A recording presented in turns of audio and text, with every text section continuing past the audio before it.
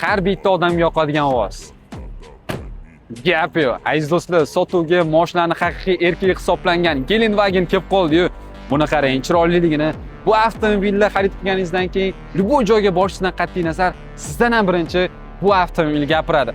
Haqiqiy G63 AMG Manufacturer kelib qoldi-yu. Buni qarang, chiroyliligini, facelift 2025-yilda ishlab chiqarilgan. Chetda o'zi like bitta qizartirib qo'ying. Hammamizga kamda shunaqa avtomobillarda oqib yurish nasib qilsin. Обновленный yangicha diskalarda gap yo'q. Buni ichki salonda qaranglar, shunaqa ham chiroyli ishlab qo'yishgan. O'zini elektrический paroklarda avtomobilimizda gap isboti bilan bu yoqda manufaktur yozuvlarini ko'rsanglar bo'ladi.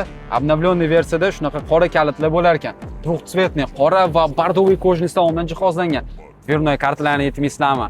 Qaranglar, kojniy qizil strochkalar ishlatilingan. Rullarimizga keladigan bo'lsa, shunaqa быстрое действие knopkalari ham mavjud. Tepalarimizda полностью Alcantara.